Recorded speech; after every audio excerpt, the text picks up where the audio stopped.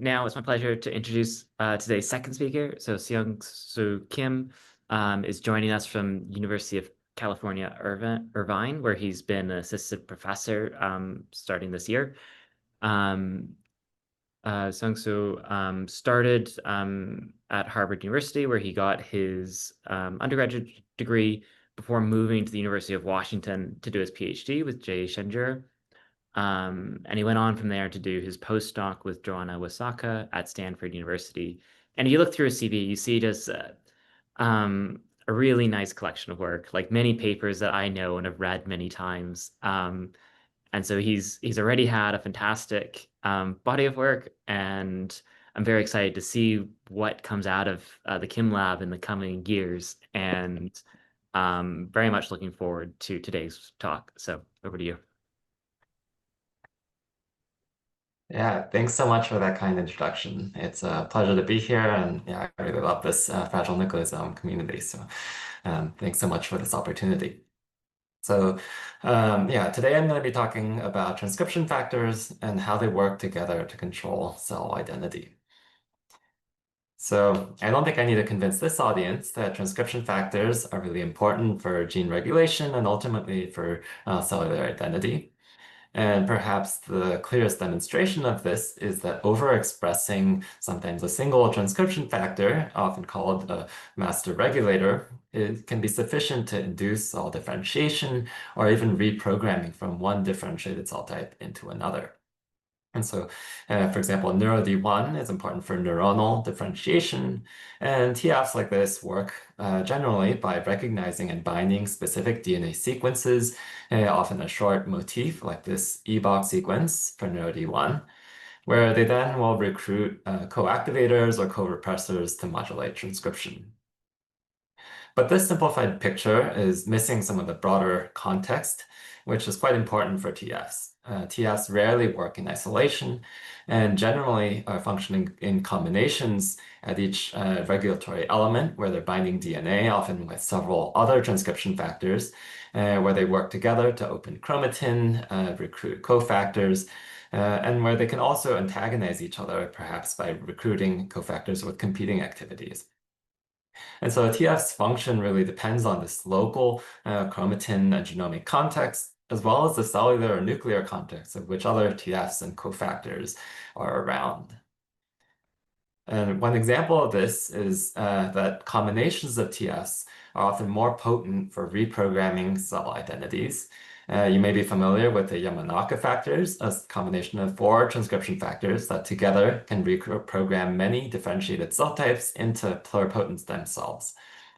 And interestingly, 2 of these, OCT4 and SOX2, 2 of the key members of this combination, actually preferentially bind a composite motif shown here, where the individual motifs are juxtaposed in this spacing and orientation that's critical for opening chromatin and remodeling and nucleosomes in order to initiate this reprogramming. And this cooperative binding, right, is important for this nucleosome displacement as this arrangement of specifically bends DNA away from this nucleosome to help this process along. And so, although this particular example of OCT4 and SOX2 has been extensively studied and at a mechanistic level, the broader landscape of which TFs work together or compete to drive specific cell identities and the underlying mechanisms remain key open questions for the field. And so today I'm going to share a story that actually gets at this question of how TFs and which TFs work together, but actually started out as an evolutionary question of how the human face evolved from that of our closest ancestors. And this will come in because this evolutionary comparison can also inform how the genome is involved in this gene regulation. So my postdoc advisor, Joanna Wasaka, set out to address this question using a cellular model using cranial neural crest cells derived from pluripotent stem cells. Cranial neural crest cells are an embryonic progenitor cell population that gives rise to essentially all of the facial bones and cartilage, and is known to be important, right, for facial shape.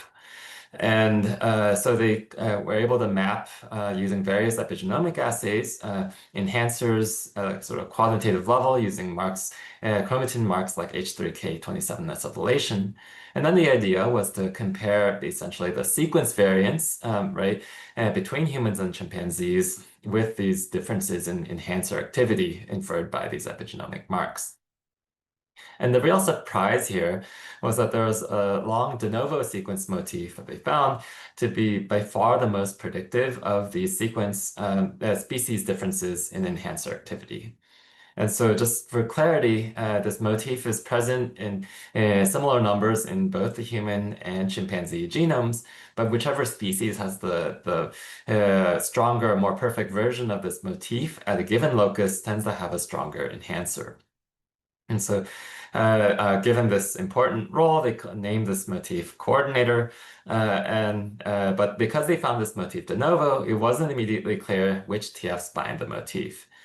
But it did look like a composite motif, like the OCT4-SOX2 motif, where there are parts of this motif that resemble individual motifs. This AT-rich homeodomain motif highlighted in red, and this CA and NTG EBOX sequence bound by BHLH factors. And so this structure seemed to suggest some sort of specificity and cooperativity, like the OCT4-SOX2 cooperativity. But the particular challenge with the coordinator motif was that these motifs are bound by two of the largest families of TFs in humans. There are over 200 TFs that contain a homeodomain and over 100 TFs with this BHLH domain. And while some of them have distinct specificities, there's several dozen members of each family that have known in vitro binding specificities that are consistent with this composite motif. And so this raises the question of whether and how specific sets of TFs work together to drive this developmental gene regulation that's critical for the facial shape and development. Right, this given the number of homeodomains and BHLH factors, it wasn't clear exactly how specific this motif is. The homeodomain family contains members that are known to be expressed in different regional parts of the developing embryo. Most famously, the Hox genes are expressed in different anterior to posterior regions that give this sort of segmental identity in the body plan. Whereas the BHLH factors contain many well-known cell types or lineage specifying factors, including various neurogenic and myogenic factors, various blood cell types, among others. And so given this sort of wide expression profile, how specific is this coordinator motif? To get at this question, I scanned through public data sets for chromatin accessibility, both ATAC-seq and DNA-seq, and looked for cell types and tissues where this coordinator motif was very highly enriched, indicative of its activity. It turns out that this motif is still actually quite specific to the developing face and limb mesenchyme. This includes the cranial neural crest cells and facial prominences, which are mostly comprised of neural crest cells, as well as the limb buds, which, despite a distinct developmental origin through the mesoderm rather than the neuroectoderm, it also seems to have this chromatin profile.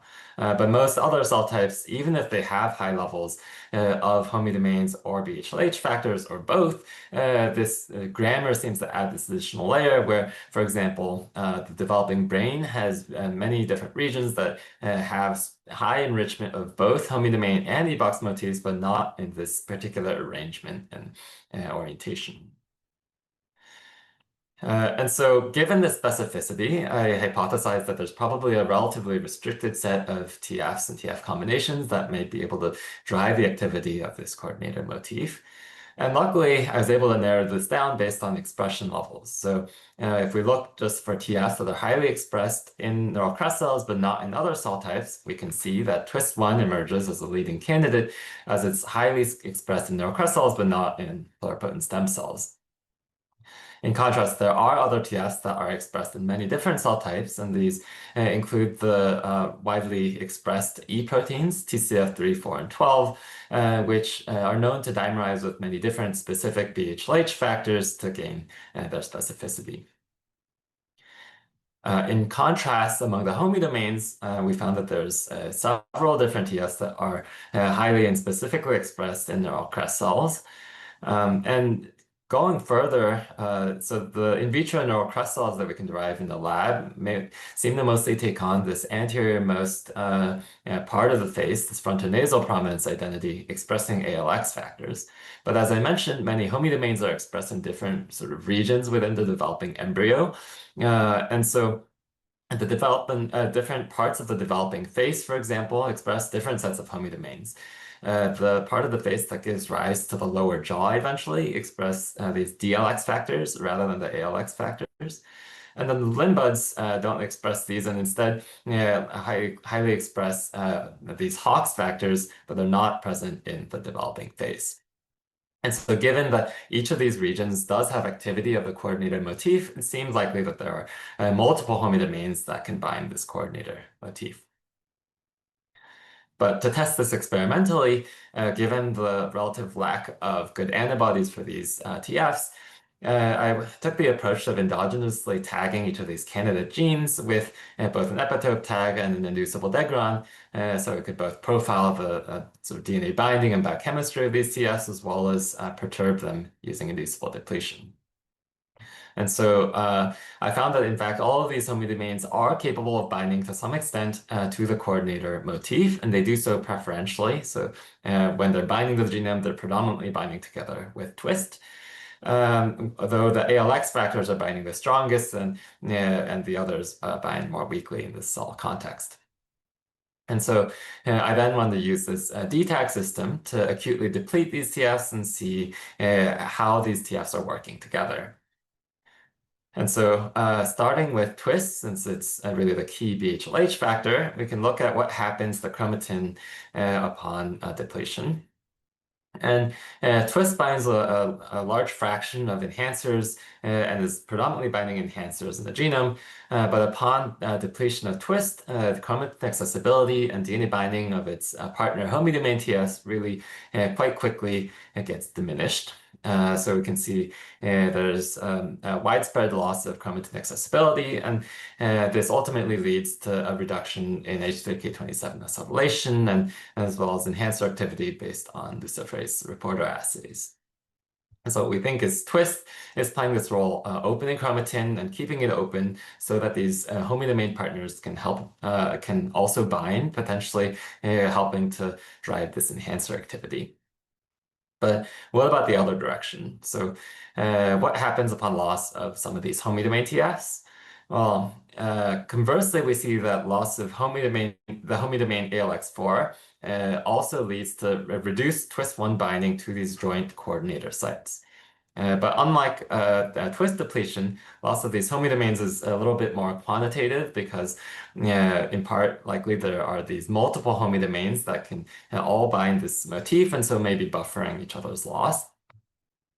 But also, twist1 can still bind a fair number of sites on its own, though these sites are enriched for this double E-box motif, this multimeric version of this E-box that BHLH factors are known to bind. And so it seems like these homeodomains are redirecting twist from these independent sites to these joint cooperative sites. And so it seems to be a sort of limited pool of twist and or sort of chromatin opening capacity. So next we want to see how this cooperativity works at a molecular level. And so we collaborated with UC Taipale's lab, who solved the crystal structure of the DNA binding domains of twist1, one of its heterodimerization partners, TCF4, and the homeodomain ALX4. And this was at the consensus coordinator motif DNA sequence. So we were excited to find the twist1's loop region here in the helix loop helix right domain forms this contact with ALX4 that might explain its stabilized joint binding to DNA. So I want to highlight that this interaction is fairly weak. It's not strong enough, we think, to hold these TFs together in solution, and that's also consistent with some IP mass spec experiments that we've done. Instead, the way we can think about this is that each TF goes around exploring the nucleus and the genome, looking for its binding sites, and right when it finds a binding site, it will sit there for some time. But upon binding these composite sites where twist1 can interact with ALX4, this joint sort of stabilized interaction can lead to longer binding events that may be more productive in terms of enhanced activity and chromatin accessibility. But this is still a sort of in vitro crystal structure, and we wanted to test this model in cells. And to do this, I turned to HEC293 cells, which serve as a sort of blank slate because they express neither twist nor any potential homeodomain partners. And so I could easily express either wild type or mutant versions of the twist protein with and without ALX4 to see how they can cooperatively bind the coordinator sequence. So here I'm going to start with the wild type twist1 protein. So you can see that in pink, in the presence of ALX4, twist is predominantly most stably binding sites that contain this coordinator motif, whereas in gray, this is not the case when I express twist on its own. I then went on to test some mutants of this loop region that's predicted to interact with ALX4.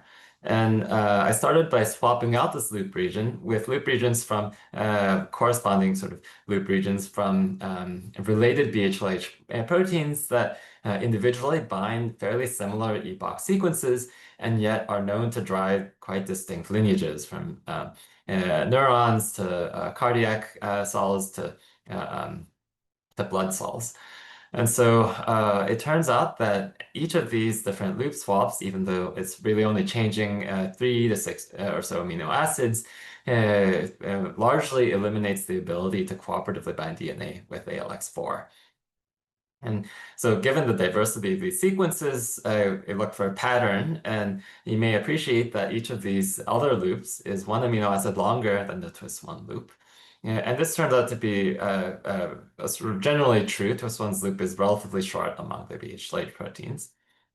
And so I went on to test each of these single amino acid insertions, and these are also sufficient to disrupt this cooperativity. And so how does this work, right? The contact residue is still present, right? And so how is this disrupting this interaction? So here I've overlaid the either solved or predicted structures of these different BHLH proteins onto our joint structure. And so you can see that each of these loops has a different shape. And so given the relatively short length of these loops, the amino acid residues present in the loop do constrain the shape and motion of these loops. And so even a single amino acid insertion will change the shape of this loop in a way that can keep the ALX4 and twist from forming this weak interaction that's necessary for this cooperativity. So the other key prediction of our crystal structure is that this contact should depend on the DNA sequence to bring these TFs together in the first place. And so if that's the case, then changing the length of this DNA spacer should also disrupt cooperativity. To test this, I used a gel shift assay where I could test individual DNA sequences and quantify twist1 binding with and without ALX4.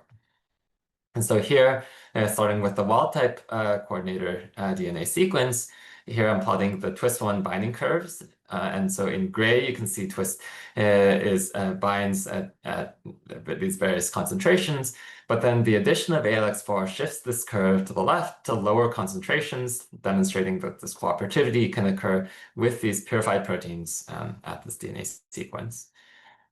But now, when we go on to change the DNA spacer region, even though this does not affect twist1 binding to DNA on its own, the addition of ALX4, right, is no longer helping twist1 bind to these sequences. In fact, it's doing even worse than in the absence of ALX4 in some cases. And so this suggests that this weak interaction really is important, and it's really constrained in terms of the spacing, adding this extra layer of grammar in terms of how these motifs are arranged and oriented. So I want to take a step back and try and link this back to the facial shape question that motivated some of this work. Yeah, and so while it's hard to directly compare human and chimpanzees, given the fairly large number of differences, this is also linked in some way to the variation that is present among humans. And so in long-standing collaboration, we've worked with Peter Klaes's lab and others to conduct this facial shape genome-wide association study in which we can genotype thousands of individuals and scan their faces and essentially look for variants that are associated with particular features of facial shape. And while this is previous work I wasn't directly involved in and is from some time ago, what we could now do is revisit this data set to look and see whether these twist-one dependent genomic regions that have these coordinator motifs are enriched for this facial shape GWAS signal, suggesting an important role in facial shape variation. And so to address this question, I worked with Sahin Naqvi and then at the time another postdoc in the lab to perform LD score regression analysis to look at precisely for this heritability enrichment at different sets of genomic regions. And so with this vertical line, you can see that already if we just look at all cranial crest cell distal open chromatin regions, there's already significant enrichment above the genomic background for this heritability signal. And this is partly why we can see that this cranial neural crest cells are important for facial shape variation. But if you look at this second blue bar, you can see that the regions that lose chromatin accessibility upon twist loss, these are the ones that are enriched in these coordinator motifs, are further enriched above this level, suggesting that this coordinator motif and the sort of genomic regions containing it are important for driving human shape, facial shape variation.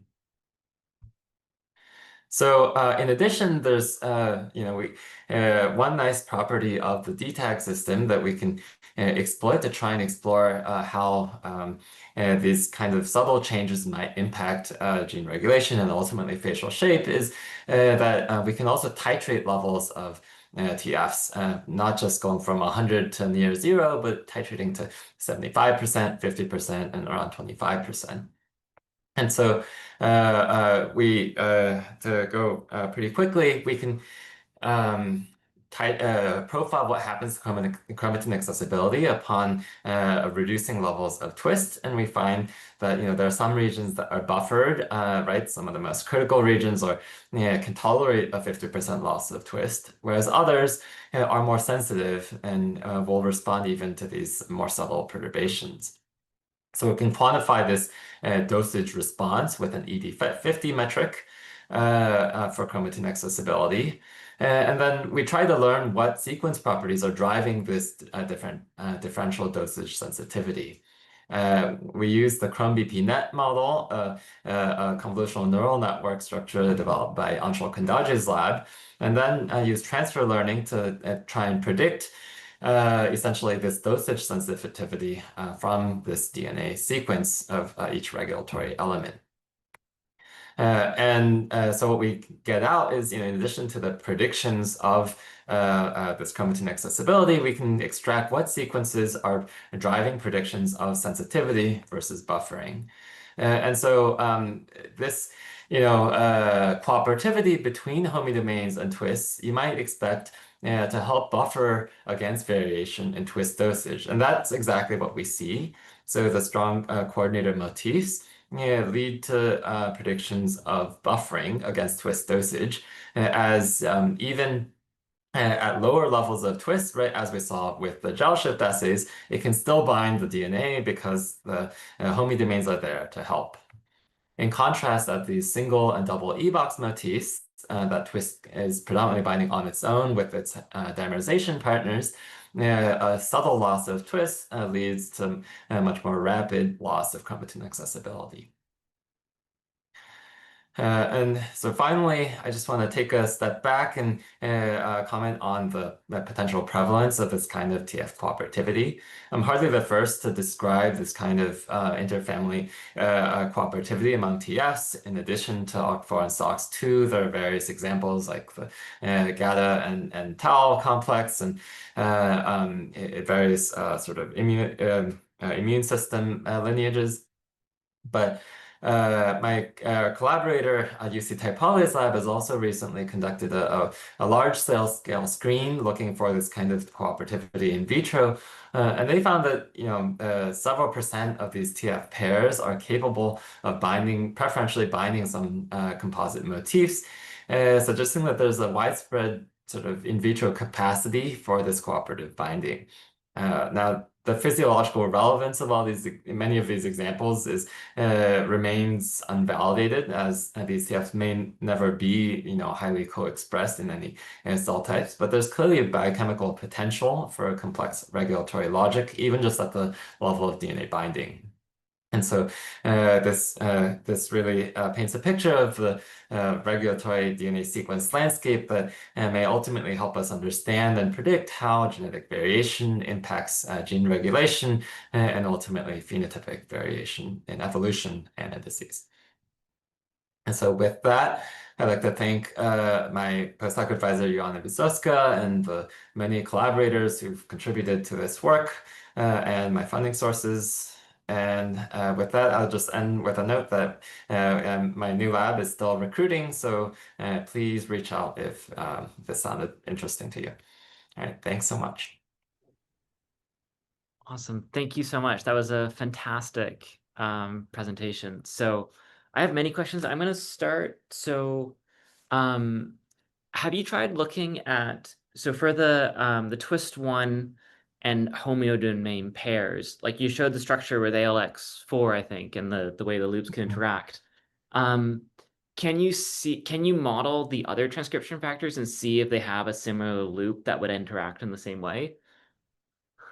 Yeah, that's a great question. So, both based on the structure and sort of sequence variation and as well as the various lines of evidence, we think that there's probably quite a few homodomains that can cooperate with twist, at least in the relatively close those that are closely related to ALX4. Mhm. Um, Exactly how far that goes is still a little bit tricky, and we can model it with, say, now AlphaFold 3, which nicely enables us to predict with both the TFs and the DNA. But I think it's still not quite there yet in terms of the accuracy. So, for example, if you throw in the exact DNA and protein sequences we use, it actually puts ALX4 in the wrong orientation for this interaction.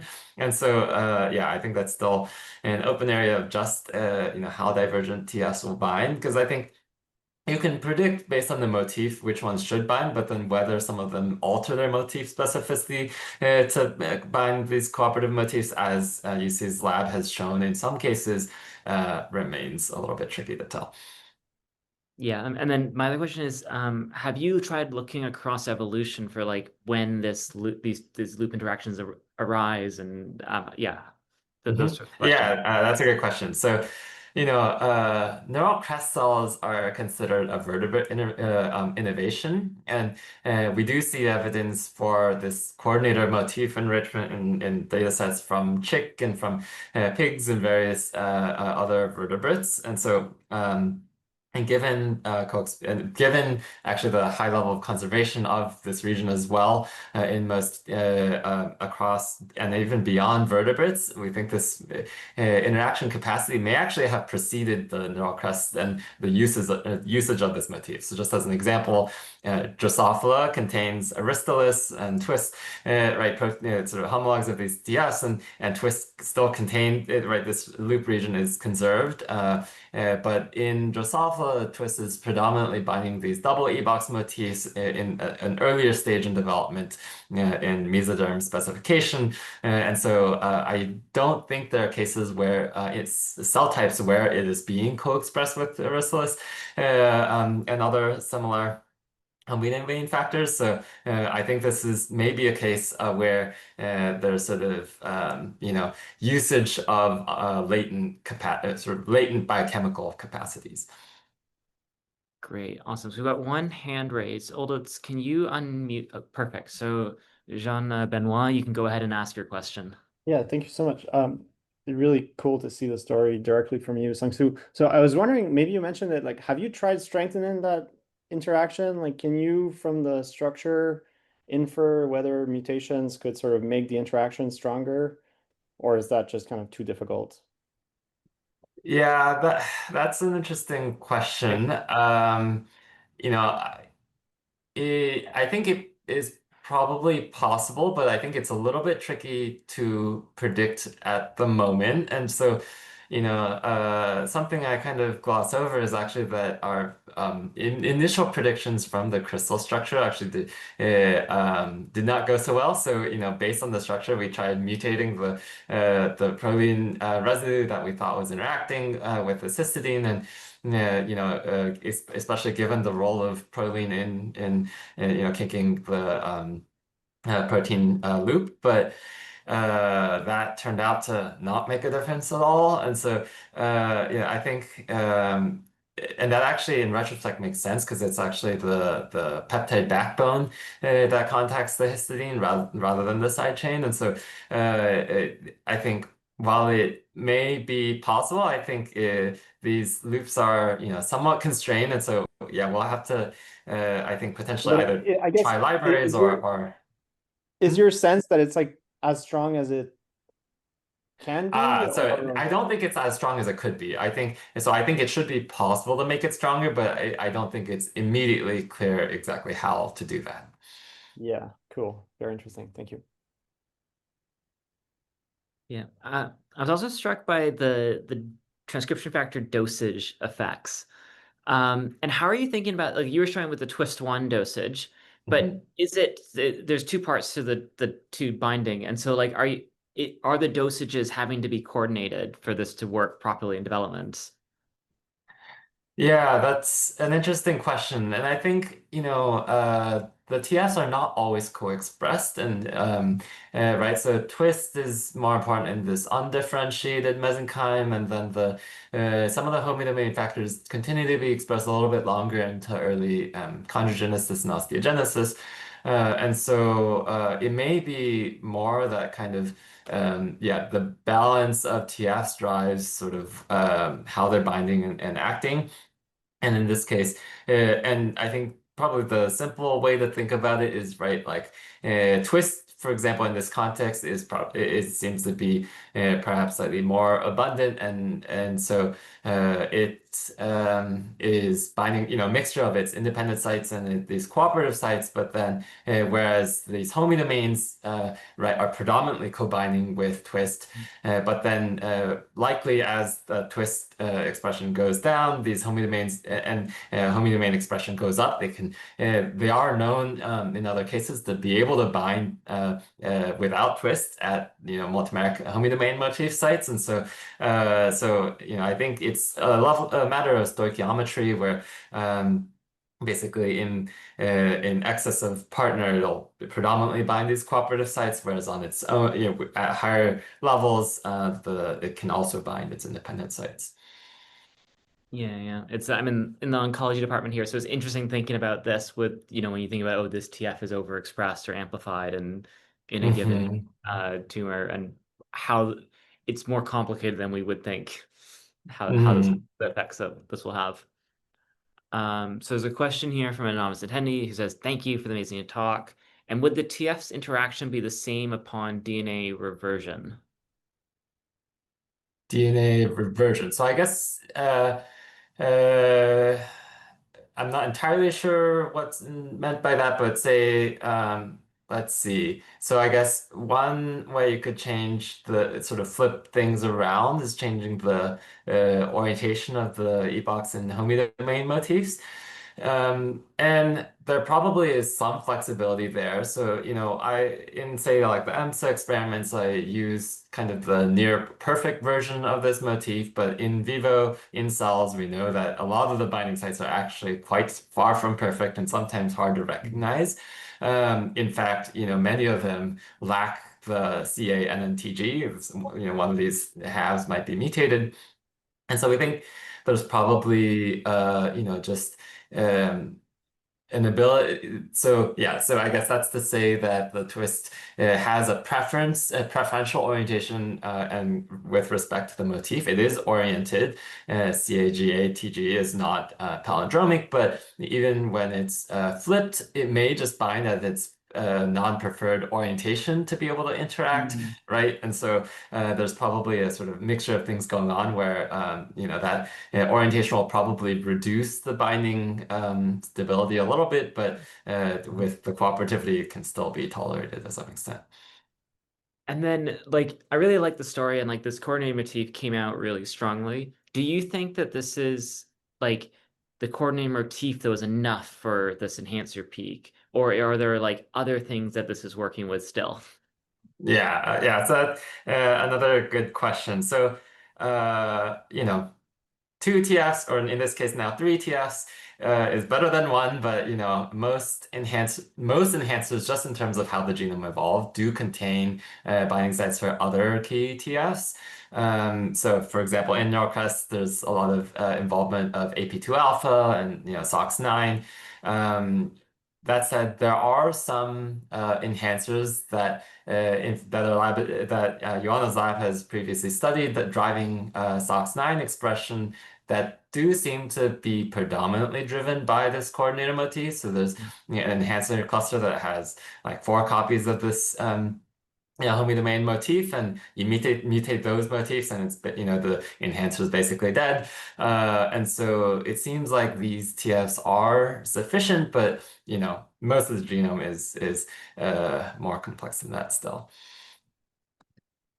And then there's one final question before we wrap up, if you have a minute, which is from Tim Lee Watkins, who says transcription factors are often used for another purpose after kind of initial development. So do you think the coordinate motif loci get used later, or are they one and done? Yeah, that's another great question. There have been, I guess I screened through the sort of bulk attack-seeking DNA-seq data sets, but since then there have also been more and more single-cell data sets from developing adult tissues, and in a preprint from Will Greenleaf's lab, they actually see a pretty strong signal for the coordinator motif in I believe mostly skin and a bit of muscle, and I think this is consistent with fibroblasts having activity of this coordinator motif. We know that twist is expressed in fibroblasts and PRX factors as well, and so it is, I think, still less predominantly expressed in the sense that, in the developing face and limbs, the coordinator is far and away the top motif if you look for motif enrichment. And so that's not the case in fibroblasts in either in fetuses or in adults, but maybe to a lesser extent, there may still be activity of this motif. Awesome.